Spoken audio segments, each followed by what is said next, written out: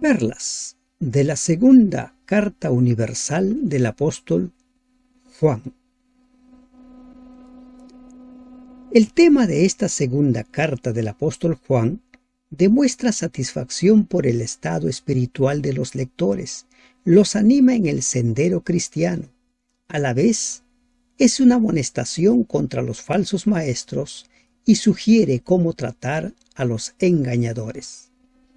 Buen día, hermanos y hermanas de esperanza. Ingresamos al estudio de esta segunda carta del apóstol. Antes de continuar, oremos. Padre nuestro que estás en los cielos, agradecidos estamos contigo por esta oportunidad que nos das de estudiar esta parte de tu palabra. Te rogamos, Señor, que nos enseñes, que nos des luz, que nos des entendimiento para encontrar las perlas que encierra esta segunda carta de tu Hijo, el apóstol Juan. Esperamos ser instruidos por ti. En el nombre de Jesús te lo pedimos. Amén. Gracias, hermanos y hermanas, por estar acompañando el estudio diario. Les invito a que sigan animando a los miembros de iglesia donde ustedes congregan, a los amigos de las redes sociales donde ustedes tienen, a que se sumen al estudio diario. Necesitamos volvernos a la Biblia, escudriñarla versículo a versículo. El propósito es esto, encontrar la perla, la enseñanza que nos permita seguir creciendo cada día. ¿Se imaginan si tan solo encontráramos una perla en nuestra vida y esa perla la pusiéramos en práctica en una semana? Habrán sido 7 perlas, 7 enseñanzas de vida. Esta carta se cree que fue escrita, al igual que las dos otras cartas, entre los años 80 y 95 después de Cristo. No hay un documento que señale la fecha en la cual el apóstol escribió dichas cartas. ¿Cuál es el mensaje? ¿Cuál es la perla que vamos a encontrar nosotros en esta carta? El anciano a la señora elegida y a sus hijos. Este calificativo puede referirse a la edad del apóstol, el cargo o a ambos. Recuerden que el apóstol Pedro también se considera dentro de los ancianos como cargo. Está en el grupo de ellos. El apóstol dice el anciano. ¿Y a quién escribe? A la señora elegida y a sus hijos. Hasta la fecha no se ponen de acuerdo muchos estudiosos sobre a quién estaba hablando, a quién dirigió el apóstol Juan esta carta. Miren, entrar en la mente de quien lo escribió es prácticamente imposible. Recuerden que la Biblia es inspirada y que cada escritor escribe de acuerdo a sus saberes previos, de acuerdo a sus experiencias previas. Cuando ustedes ven la visión del trono de Dios descrito por Isaías, descrito por Ezequiel, descrito por el mismo Juan, son distintas. Vieron el trono de Dios, pero lo describen según el lenguaje que ellos conocen. Ahora vamos a ver a lo largo de este capítulo que la señora se está refiriendo a la iglesia. Vamos a avanzar. Dice, a la señora elegida y a sus hijos. La Biblia compara a la iglesia con la mujer. Eso no es extraño. En Apocalipsis 12 se habla de la mujer vestida de blanco, un símbolo de la iglesia de Cristo. Cuando se habla de tierra nueva, cielos nuevos, dice el mismo Juan que ve descender la santa ciudad como una esposa ataviada para su marido.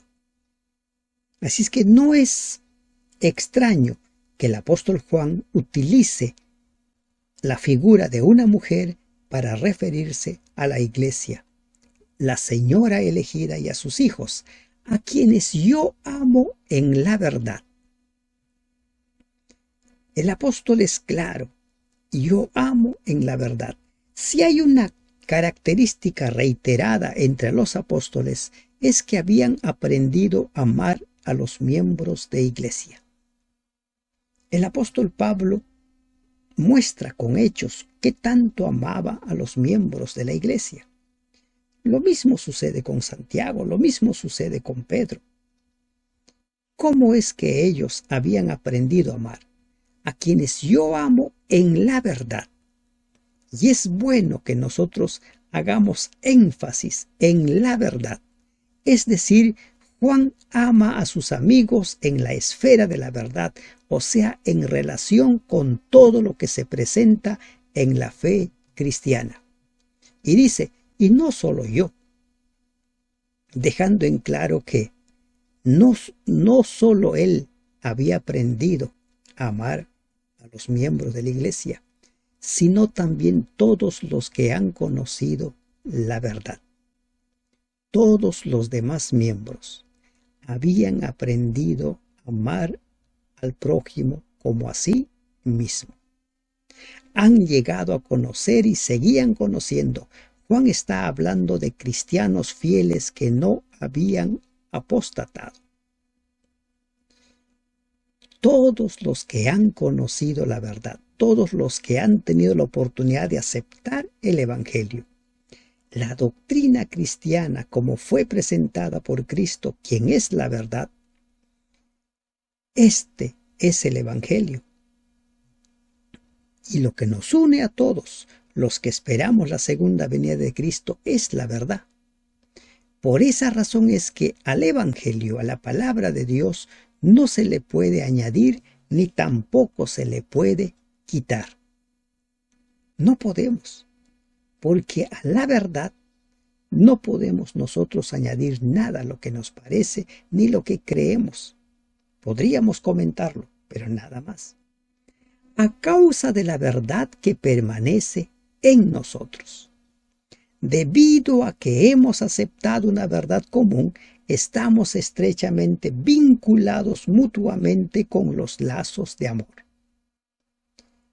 Este hombre que en su juventud fue llamado por Cristo el Hijo del Trueno, juntamente con su hermano los hijos del trueno, con el paso del tiempo se convirtió en el apóstol del amor. A causa de la verdad que permanece en nosotros y estará para siempre con nosotros. Permanece hasta el final. Una vez más nos encontramos con el desafío. Lo importante no es iniciar la carrera hacia la vida eterna, hacia la corona de vida. Lo importante es llegar a la meta. Jesús dice en Mateo 24:13, el que persevere hasta el fin, ese será salvo.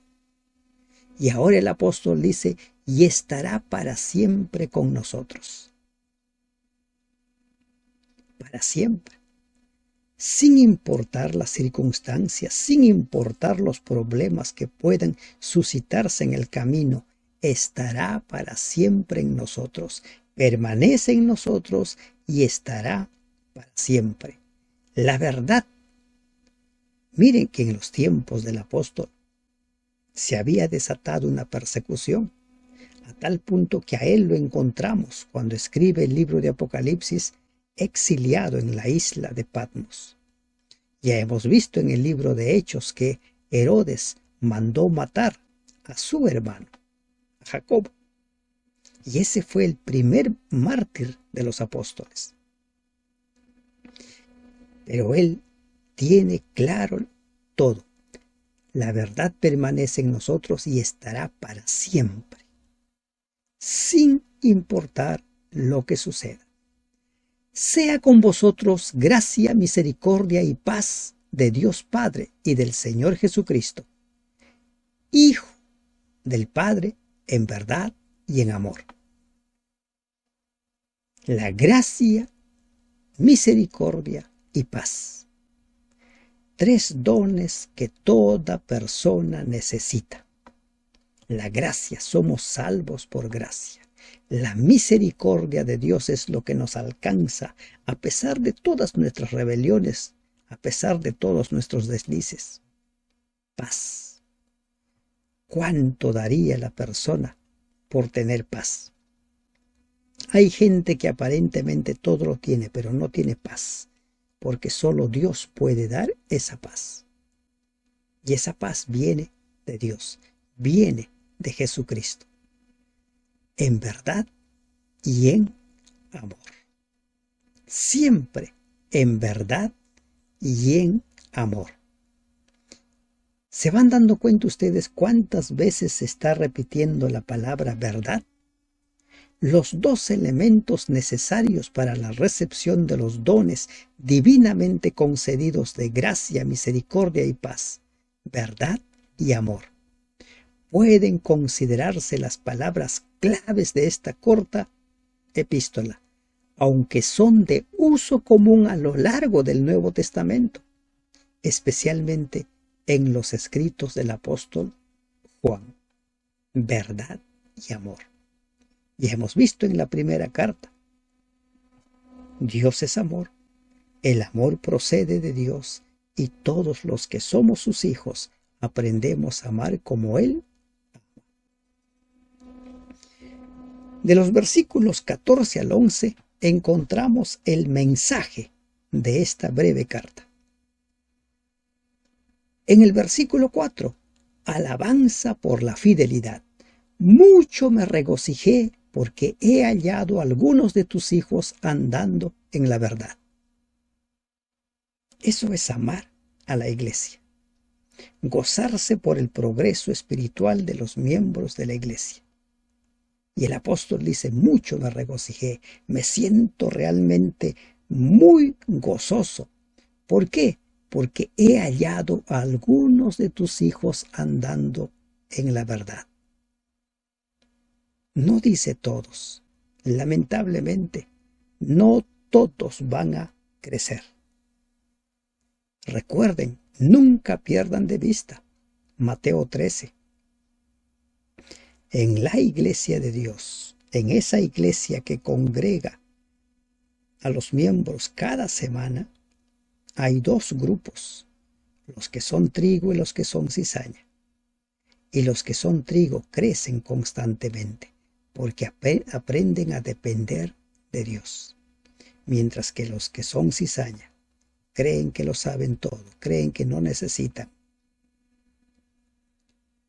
Algunos de tus hijos andando en la verdad. Algunos, estas palabras podrían demostrar que no todos los miembros de iglesia habían permanecido fieles, o pudiera ser que Juan no había tenido informe acerca de todos los hijos y que los otros eran igualmente fieles. Pero nunca perdamos de vista trigo y cizaña. Siempre van a estar esos 2 grupos. Siempre. ¿Andando en qué estaban andando? En la verdad. Andando en el Evangelio. ¿Y cómo andamos en la verdad, en el Evangelio? Aprendiendo lo que es, recuerden Isaías 8:20, a la ley y al testimonio. Si no dijeren conforme a esto es porque no les ha amanecido. Recuerden 1 Corintios 4:6. Aprendamos a no pensar más de lo que está escrito. Porque si añadimos cosas, si añadimos pareceres personales, deja de ser verdad. Andando en la verdad conforme al mandamiento que recibieron del Padre. Aunque el mandamiento no se especifica, los escritos previos de Juan sugieren una referencia al mandamiento nuevo del amor, como lo vamos a ver a continuación. Pero ese mandamiento nuevo, como dice el capítulo 2 de su primera carta, no es nada nuevo, porque el Evangelio no trae nada novedoso, es el mismo, salvo el cumplimiento. Y ahora te ruego, Señora, Ahora te ruego, señora, no como escribiéndote un nuevo mandamiento. ¿Ah? No como escribiéndote un nuevo mandamiento. Ya hemos visto en el capítulo 2, ¿verdad? Donde dice que este nuevo mandamiento no es nuevo. Sin embargo, os escribo un nuevo mandamiento. Capítulo 2, versículo 8. Pero en el 7 dice, hermanos, no os escribo mandamiento nuevo, sino el mandamiento que habéis tenido desde el principio. Este mandamiento antiguo es la palabra que habéis oído desde el principio. Sino el que hemos tenido desde el principio. ¿Y cuál es ese mandamiento que hemos tenido desde el principio? También lo dice este versículo, igual que dice el capítulo 1, versículo 7 de la primera carta. Que nos amemos unos a otros. Ese es el mandamiento de Dios, porque la evidencia de que nosotros estamos creciendo en el Señor, la evidencia de que nosotros estamos sirviendo al Señor, es que habremos aprendido a amarnos unos a otros. Recuerden el Evangelio de Juan, capítulo 13, versículo 35. En esto conocerán todos que sois mis discípulos, si tuviereis amor los unos por los otros. Esa es la evidencia. El amor, recuerden, el amor por Dios se puede ver, así como nuestra fe se puede ver. La fe viva, dice Santiago, es una fe que se manifiesta en las obras. Y este es el amor. Dice que nos amemos unos a otros. El mandamiento nuevo es el mismo mandamiento del principio. ¿Y qué es? Que nos amemos unos a otros. Y este es el amor. ¿Cuál es el amor con que nos vamos a amar los unos a los otros? Que andemos según sus mandamientos. Este es el amor del cual estoy hablando, dice el apóstol. Juan define ese amor como andar según sus mandamientos. ¿Se dan cuenta que la ley de Dios está relacionado con el amor? Que la ley de Dios no es difícil de guardar, como dice 1 de Juan 5:3. Este es el amor, que andemos según sus mandamientos. El amor no solo consiste en albergar sentimientos de bondad hacia otros, sino en observar la conducta de vida para con nuestros semejantes, como lo indican en los mandamientos de Dios. Esos mandamientos fielmente observados dan como fruto demostraciones prácticas de amor hacia nuestros semejantes. Que andemos según sus mandamientos. Este es el amor. Esta perla, anótelo, regístrelo. ¿Cuál es el amor con el cual debemos amarnos unos a otros? Que andemos según sus mandamientos. El mandamiento acerca del amor abarca todos los demás preceptos dados por el Señor. Esto explica por qué Juan usa indistintamente el singular y el plural, mandamiento y mandamientos. Recuerden lo que dice Romanos 18:3. El cumplimiento de la ley es el amor. ¿Y qué dice 2 de Juan 1:6? Que el amor es que andemos según sus mandamientos. Este es el mandamiento. Que andéis en amor, como vosotros habéis oído desde el principio. Que andéis, continuarán amando. Cada día es algo progresivo, es algo que se da todos los días. Hoy es el día de salvación. Hoy día.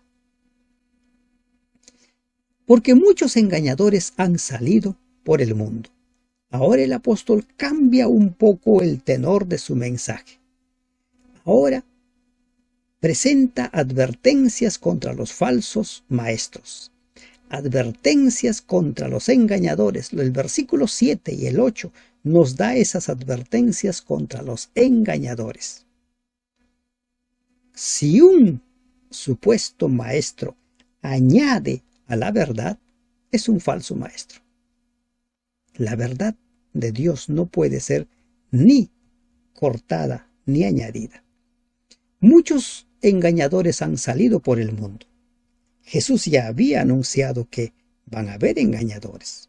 Y siempre ha habido engañadores. ¿Por qué? Porque son hijos del padre de la mentira, del padre de los engaños. ¿Y quién es ese padre? Satanás. En el Edén utilizó el engaño para hacer caer en pecado a Eva. ¿Y en qué consiste el pecado de estos engañadores? Que no confiesan que Jesucristo ha venido en carne. Y esta es la característica del anticristo, que no confiesa que Jesucristo ha venido en carne. Niegan que Dios se haya encarnado. Niegan que Dios haya tomado nuestro lugar.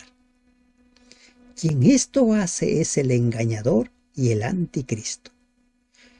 Juan identifica a todos los engañadores como una representación final del gran engañador y anticristo, Satanás. Toda obra de engaño se origina en el diablo, no importa qué forma particular puedan asumir sus seguidores. El que engaña es el anticristo. Ese engañador niega que Jesús se haya encarnado, niega que Dios, que Manuel haya estado entre nosotros. Ya hasta aquí usted ha podido darse cuenta, tanto en la primera carta como en esta segunda carta, que el apóstol define quién es el anticristo, quiénes son los anticristos. No lo presenta como nos lo presentan las películas, las series, o algunos exagerando, presentan figuras realmente terribles. Satanás se disfraza como ángel de luz. No esperes encontrarte con un Satanás que tiene cuernos, cola, que está allí todo ennegrecido. No, no. También se disfraza como ángel de luz. Mirad por vosotros mismos. Cuiden de ustedes mismos. El apóstol ha presentado una advertencia general acerca de los engañadores en el versículo anterior, pero ahora lo aplica personalmente a sus lectores. ¿Recuerdan lo que dice Jeremías? Engañoso es el corazón. Engañoso. Y ahora el apóstol nos dice, tengan cuidado de ustedes mismos, porque nosotros mismos a veces nos engañamos cuando empezamos a interpretar de forma particular las escrituras, cuando empezamos a decir, para mí esto significa, para mí esto es esto. Y no nos conformamos con lo que está revelado. Me preguntaba una persona, si mal no recuerdo ayer,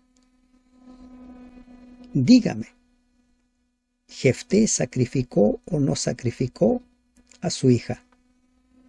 La Biblia nos dice qué es lo que hizo la hija, nos dice cuál fue el voto de Jefté, pero no dice si lo sacrificó o no lo sacrificó. Hay muchos que han especulado y dicen sí lo sacrificó, otros dicen no lo sacrificó, otros dan una interpretación y otra interpretación.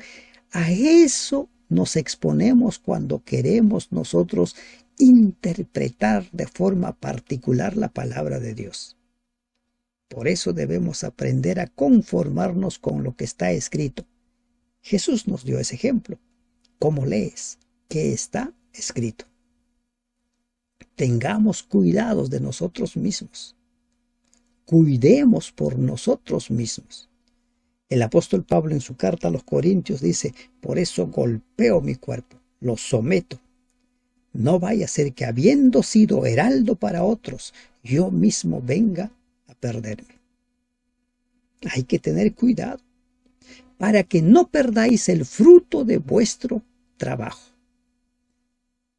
Juan se da cuenta de la posibilidad de caer de la fe y quiere abrir los ojos de sus lectores para que vean los peligros que los amenazan, pero la responsabilidad final descansa sobre los mismos creyentes. De ahí la amonestación: mirad por ustedes mismos, tengan cuidado de ustedes mismos, velen por ustedes mismos. Por eso es que cada día tenemos que presentarnos ante el Señor, cada día debemos renovar nuestro voto de fidelidad, cada día.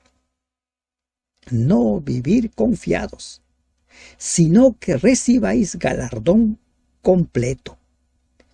Recibáis. ¿Y cuál es ese galardón completo? La corona de vida. El galardón completo es sin duda la inmortalidad, la que disfrutarán solo los que permanezcan fieles hasta el final.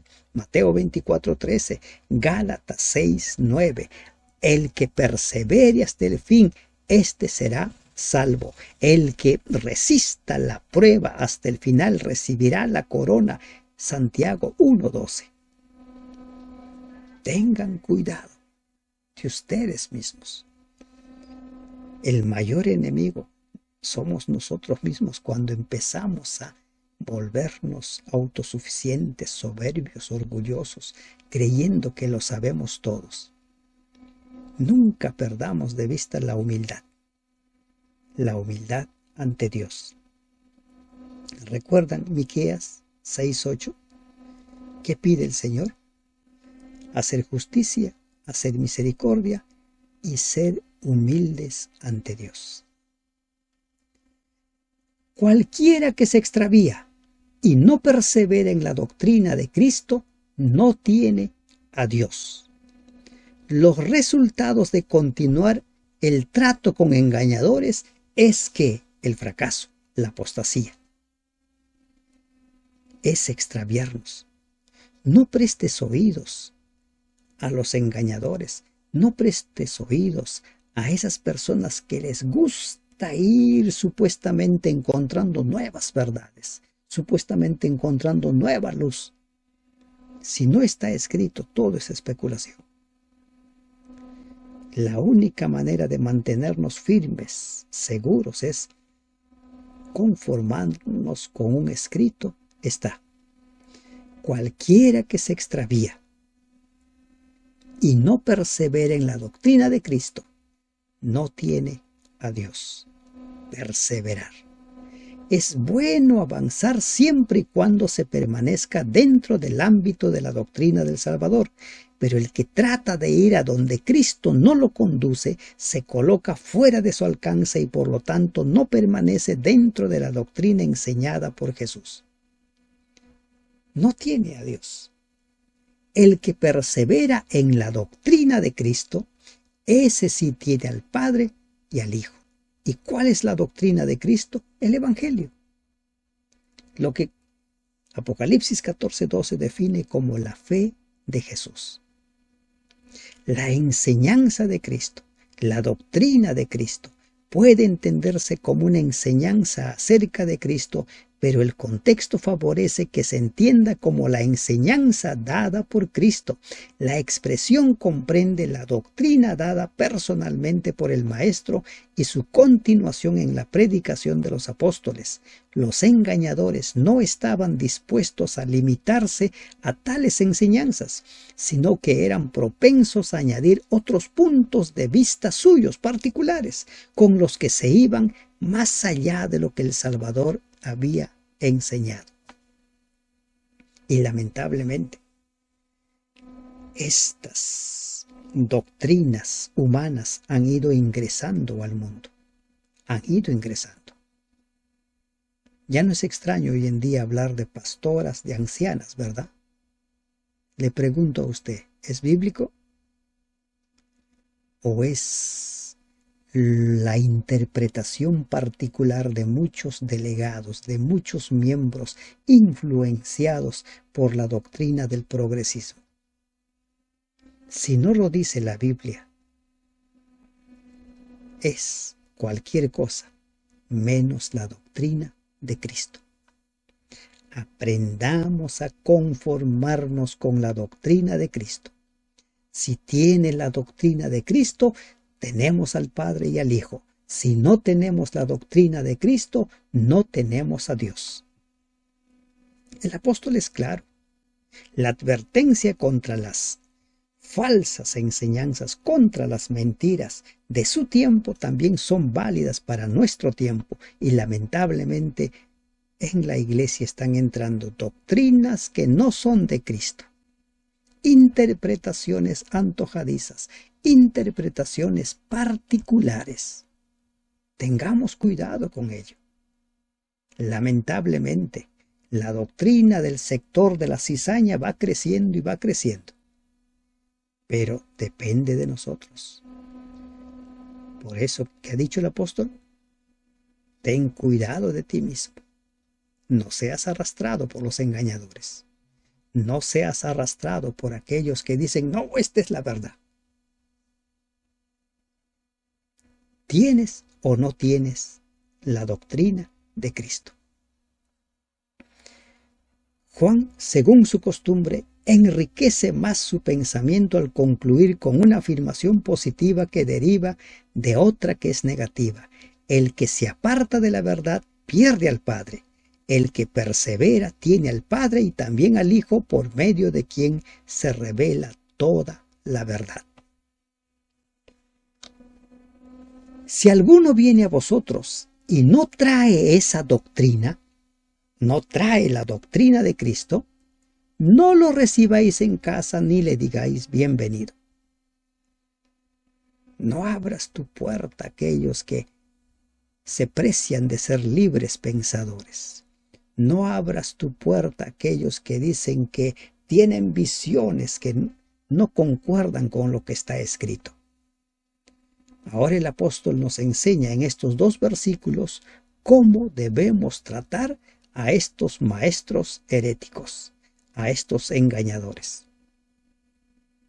Pero lamentablemente, dentro de la iglesia han ido entrando estos engañadores y han ido arrastrando y han ido ganando terreno.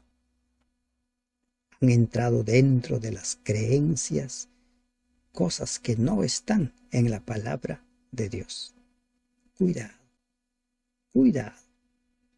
Conformémonos con lo que está escrito. Si alguno viene a vosotros y no trae la doctrina de Cristo, no trae el Evangelio, no trae lo que está escrito, no lo recibas en casa, ni le digas bienvenido. Hay ocasiones en las cuales tenemos que cerrar el oído a lo que nosotros consideramos que son mentiras, engaños. Ya nosotros debemos saber quiénes gustan hablar conforme al escrito está y quiénes gustan hablar según su parecer personal, según la iluminación particular que reciben, según su sapiencia. Ya debiéramos tener claro eso. Tenemos que aprender a conformarnos con lo que está escrito, si no vamos a ser engañados. Porque el que le dice bienvenido participa en sus malas obras. Si tú le abres la puerta a un engañador, te va a arrastrar. Te va a arrastrar. Mejor no lo escuches. El apóstol aclara por qué no debemos dar la bienvenida a los falsos maestros. Porque la asociación voluntaria con ellos haría parecer que aprobamos sus enseñanzas, y el que no sabe discernir podría interpretar mal la hospitalidad bien intencionada que se les da a tales maestros. Recuerden que en esos tiempos la hospitalidad era prácticamente obligatoria para todos.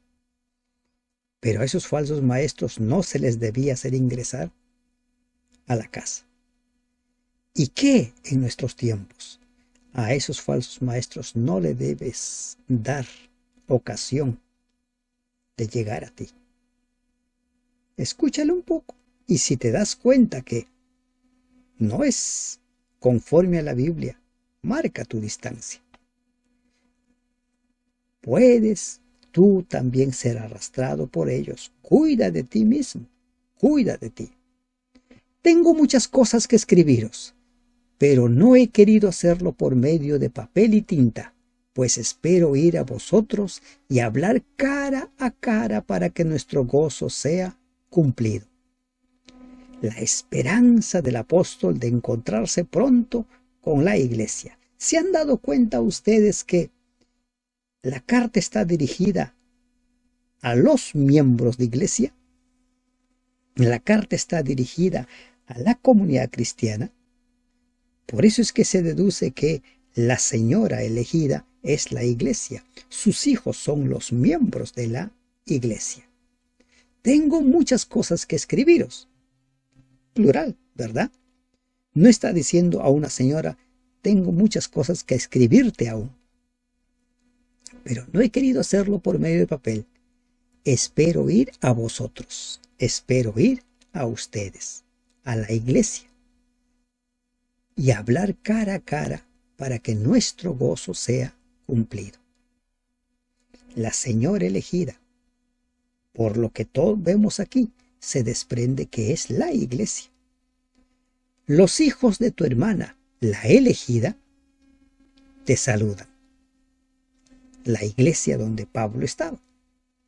Estas palabras podrían referirse a una hermana carnal con una determinada señora elegida, o una iglesia hermana de la zona en la cual Juan escribía. Ambas ideas podrían combinarse, como en el versículo 1. Pero recuerden el contexto de que nos habla, que la señora elegida es una iglesia. Y el apóstol está utilizando un lenguaje que gusta usar. ¿Qué dice en Apocalipsis 21? Vi descender a la santa ciudad como una esposa ataviada para su marido.